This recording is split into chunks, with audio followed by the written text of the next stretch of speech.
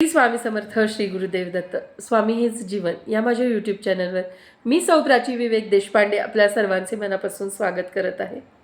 Video बनवण्याचं कारण म्हणजे मी स्वामी समर्थ महाराजांची सप्तशती लिहिलेली आहे. बघूनच लिहिते, अगदी ग्रंथ म्हणजे असं म्हणतात की काय काय जण जप कसं लिहितात तसं मी महाराजांची पोथी माझ्या हातून व्हावी, लिहून व्हावी असं वाटतं. त्याच्या आधी मी असंच लिहिलेलं आहे चरित्रामृत वगैरे.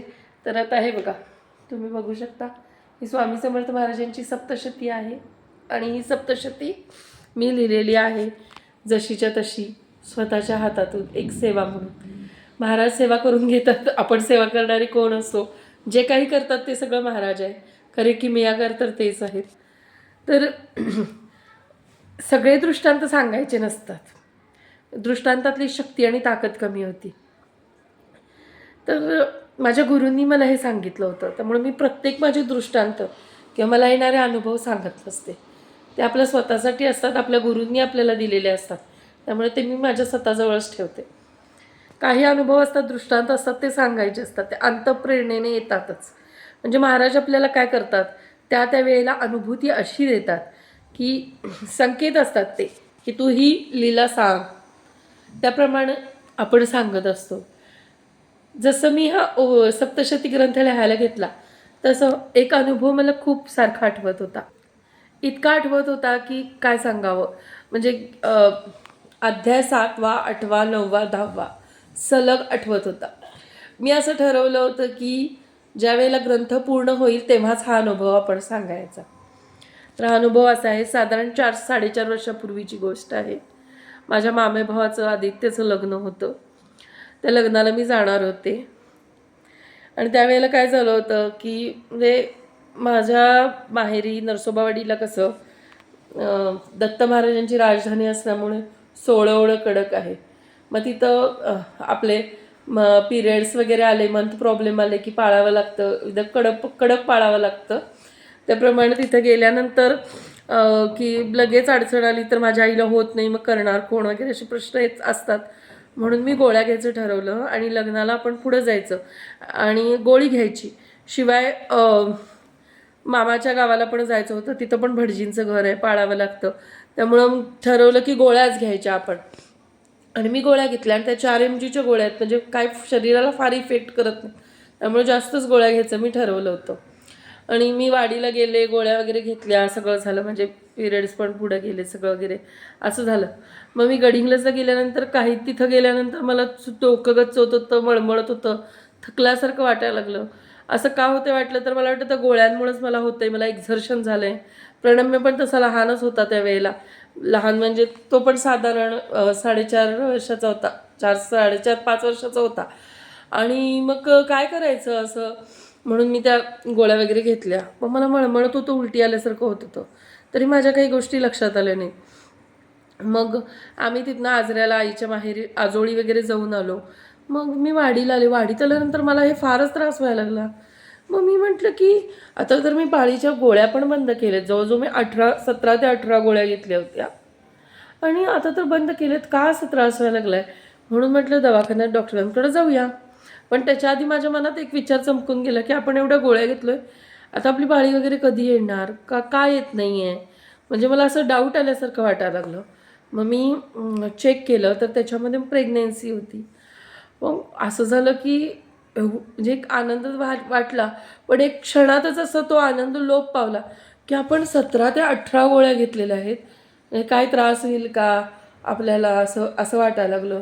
म्हणजे प्रेग्नन्सीवर काय परिणाम होईल काय म्हणून. मग आम्ही कुरुंदवाडला गेलो. कुरुंदवाडला गेल्यानंतर सोनोग्राफी वगैरे सगळं झालं. त्याच्यात पण आलं की हा प्रेग्नन्सी कन्फर्म आहे म्हणून. साधारण 2.5 महिने झाले होते, म्हणजे खूप वेळ झाला होता. मग डॉक्टरांकडे गेलो तर डॉक्टरांनी सजेस्ट केलं की ही प्रेग्नन्सी ठेवू नका तुम्ही, हे अबॉर्शन केलं पाहिजे. कारण एवढ्या गोळ्या घेतल्यात त्यामुळे ग्रोथवरती परिणाम होतो आणि ब्रेनवर सुद्धा परिणाम व्हायचे चान्सेस असतात किंवा शरीरावर वगैरे परिणाम होण्याचे चान्सेस असतात असं सांगितलं. मग आम्ही घाबरलो. मग म्हटलं ठीक आहे, डॉक्टर म्हणतात तसंच आपण विचार करून जाऊया. म्हणून आम्ही करायचं ठरवलं. आता तिथं आलो आहे तर तिकडंच करून घ्यायचं म्हटलं आणि जायचं. पुण्याला यायचं असं ठरवलं. तिकडं सगळं झाल्यानंतर मग गेलो दवाखान्यात वगैरे. आणि ठरलं. मग डॉक्टरांनी काय सांगितलं की इतके दिवसांचं हे आहे, त्यामुळे हे गोळ्या घेऊन काही त्याच्यामध्ये हे होणार नाही आहे, म्हणजे अबॉर्ट होऊ शकत नाही. त्यासाठी तुम्हाला छोटंसं ऑपरेशन करावं लागेल. पण त्यांनी सांगितलं की ऑपरेशनमध्ये पूर्ण भूल द्यावी लागणार आहे, डोक्यापासनं म्हणजे पूर्ण भूल द्यावी लागणार आहे असं सांगितलं त्यांनी. बरं म्हटलं. मग ती भूल देणार होते वगैरे सगळं असं तसं. मग मला थोडी जरा भीती वाटत होती. मग स्ट्रेचरवरनं आम्ही आत गेलो, सगळं झालं. मग त्याने मला भूल दिली. जसं मला भूल दिली तसं मी असं खूप मोठे असे बबल्स माझ्या अंगावर येतात असं वाटलं, आणि मी अशी खूप खोल खोल आत जाते, असं असं मला काहीतरी वेगळंच फील होत होतं. आणि मी अशी एकदम गाढ अशी झोपी गेल्यासारखीच झाले. मग पुढे काय झालं काय नाही मला काही आठवत नव्हतं. मग मी एकदमच त्याच्यानंतर हे झाले, म्हणजे शुद्ध नसल्यासारखी झाली. मग थोड्या वेळानंतर मला असं जाणवायला लागलं की माझ्याजवळ स्वामी आहेत. माझ्याजवळ स्वामी उभारले, आणि अक्षरशः माझ्या जवळ ते उभारलेत. त्याच्यानंतर ते मला धरून, हाताला माझ्या धरून मला एका जंगलातनं घेऊन चालले. खूप मोठी मोठी वृक्ष आहेत तिथं, आणि त्या अख्ख्या वृक्षात मी आणि स्वामी आम्ही दोघेच आहोत. स्वामी मला घेऊन जात आहे. मग त्याच्यानंतर काही वेळानंतर असं झालं की स्वामी मला तिथंच सोडले. त्या जंगलाच्या जरा मी बाहेर आले, आणि तिथं स्वामींनी, म्हणजे पुढं थोडं जंगल होतं, पण जेवढं घनदाट नव्हतं जेवढं आत होतं. स्वामींनी मला घेऊन आले होते तिथं, आणि तिथं मी आले बाहेर. असं सगळं म्हणजे आता आजूबाजूचा परिसर दिसतोय अशा ठिकाणापर्यंत स्वामी मला हाताला धरून घेऊन आले. आणि एकदम अचानक ते फार फार म्हणजे जोरात चालत गेले, इतक्या जोरात चालत गेले, आणि मी आहे तिथंच थांबले. आणि नंतर ते एका झाडाच्या इथं गेलेत, आणि मी लिटरली ओरडत होते की स्वामी मला सोडून जाऊ नका, स्वामी स्वामी म्हणून. इतकी म्हणजे मला आत्तासुद्धा सांगताना असं होते की म्हणजे महाराजांना मी सांगत होते की स्वामी जाऊ नका, मला सोडून जाऊ नका. आणि मी एवढी उठत होते म्हणे अशी बेशुद्ध असताना की स्वामी मला सोडून जाऊ नका, स्वामी स्वामी स्वामी असं करत होते मी. आणि स्वामी मला त्या झाडाच्या तिकडून बघत होते, आणि स्वामी मला सोडून जाऊ नका, स्वामी मला सोडून जाऊ नका असं मी म्हणत होते. आणि त्याच्यानंतर मग मी आले, आणि मग मला असं बाकीच्यांचे कुणाकुणाचे आवाज यायला लागले. ह्यांचा आवाज यायला लागला. हे म्हटले प्राची प्राची शांत हो. तिथं त्या नर्स होत्या, त्यांचा पण आवाज यायला लागला, असं तसं. आणि मग मी थोड्या वेळानं मी शुद्धीवर आले. शुद्धीवर आल्यानंतर तिथं त्या 2 नर्स होत्या. त्या मला म्हणाल्या की तुम्हाला स्वामींचा फार छंद आहे का हो, म्हणजे त्यांच्या भाषेत त्या म्हणाल्या. तुम्हाला नाद दिसतोय स्वामींचा, छंद आहे म्हणे. तुम्ही खूप जोरजोरात ओरडत होता, अशा उठून उठून ओरडत होता स्वामी जाऊ नका स्वामी स्वामी करून. त्यावेळेला ओळखलं म्हटलं ते आम्ही की तुम्हाला स्वामींचा फार छंद आहे असं तसं. मी म्हटलं हा. मग मला ते सगळं आठवलं की ते नेमकं एक्झॅक्ट काय झालं होतं. आणि मी प्रणम्याच्या म्हणजे माझ्या मिस्टरांना पण म्हटले की मला म्हणजे महाराज दिसले हो, मला महाराज दिसले. त्यावेळेला महाराजांनी मला तिथनं घेऊन बाहेर आले. कुणी नव्हतं माझ्यासोबत. ते मोठं जंगल म्हणजे काहीतरी माझ्यावर होणारं संकट होतं. त्या जंगलातनं बरोबर माझ्या हाताला धरून ते बाहेर आले, आणि त्यांनी काय केलं की पूर्ण सगळं जंगल पार केल्यानंतर तिथं काही नाही आहे, गर्दी म्हणजे हे नाही आहे, अशा ठिकाणी आल्यानंतर मला तिथनं बाहेर काढलं, आणि मग स्वामी गुप्त झाले. मला तो क्षण आजही आठवला तरी काटे येतात अंगावरती. लोकांना वाटेल की भूल दिल्यामुळं स्वामींचं सतत स्मरण करती म्हणून असं तिला वाटलं असेल. कोणी काही म्हणू दे की स्वप्न पडलं असेल, भ्रम असेल, काही असं म्हणू शकतं, पण नाही. तो दृष्टांत होता. साक्षात ते स्वामी होते. जेव्हा कोणी आपलं नसताना उभं राहत आपल्या पाठीशी. सगळे कसं असते वैद्यकीय कारणांमुळे आपले माणसं बाहेर उभे राहतात, पण आपले गुरु आपल्याला तिथं सुद्धा साथ सोडत नाहीत. तिथं सुद्धा आपल्या पाठीशी असतात, ते घेऊन जातात. आणि मला इतका अनुभव मोठा आला ना महाराजांचा, इतका मोठा आला की काय सांगावं.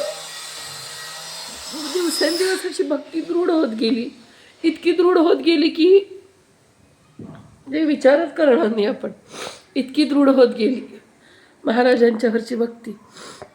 मग पुढं काय झालं कालांतर, डॉक्टर म्हटले की 6 महिने आता विचार करू नका. मग आम्ही बरं म्हटलं. मग पुढं करेक्ट 6 महिने वगैरे असे गेले. माझी तब्येत पण बरी नव्हती. मग झालं. त्यानंतर मग आम्ही अक्कलकोटला स्वामींच्या दर्शनाला गेलो. त्यावेळेला पण माझी तब्येत जरा बरी नव्हती.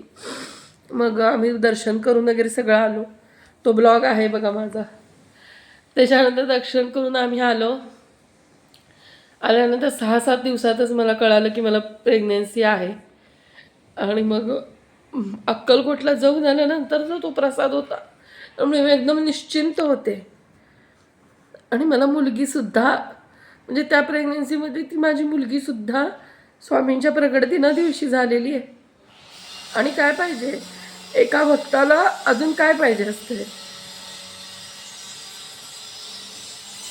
कारण महाराज जशी साथ देतात ना तसं कोणी देऊ शकत नाही. अख्ख्या त्रिभुवनात तशी कोणी साथ देऊ शकत नाही. इतकं गेले कित्येक दिवस ते प्रेरणा देतात की हा अनुभव सांगायसाठी. म्हणजे तेच आठवते मला, जसं चरित्र लिहिते तशी तीच गोष्ट आठवते.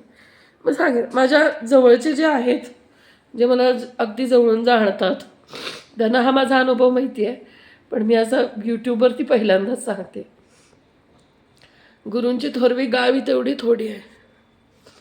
अगाध आहे सगळं ते, अफाट आहेत. आणि असे कितीतरी दृष्टांत असतात की त्यात महाराज संकेत देतात, साथ देतात. खरंच आहे. आणि हा देह त्यांच्याच चरणावरती वाहिलेला आहे. आणि सेवा करणे हाच उद्देश आहे माझ्या जीवनाचा. आणि मी ते करत राहीन. श्री स्वामी समर्थ, श्री गुरुदेव दत्त. कमेंटमध्ये मला नक्की सांगा तुम्हाला सुद्धा कसे अनुभव येतात तुमच्या गुरूंचे आणि तुमची सेवा कशी आहे ते मला वाचायला खूप आवडेल. श्री स्वामी समर्थ, श्री गुरुदेव दत्त.